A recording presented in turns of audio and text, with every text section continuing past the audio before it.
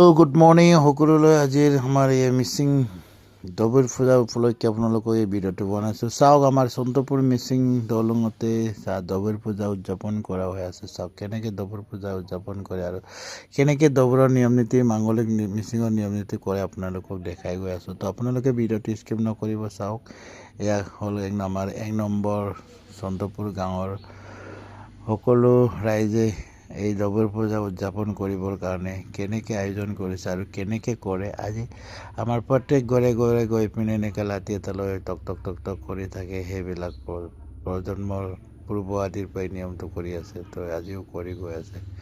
এয়া আমাৰ প্ৰকৃতিৰ নিয়ম।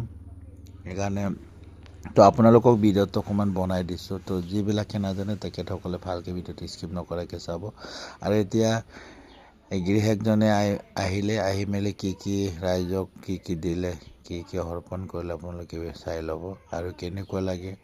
যদি ভিডিঅ'টো ভাল লাগে তেতিয়াহ'লে আপোনালোকে ভিডিঅ'টো স্কিপ নকৰিব আৰু নিশ্চয় আপোনালোকে এনে নতুন ভিডিঅ' পাবৰ কাৰণে মোৰ পেজটো ফ'ল' কৰি দিব। Thank U.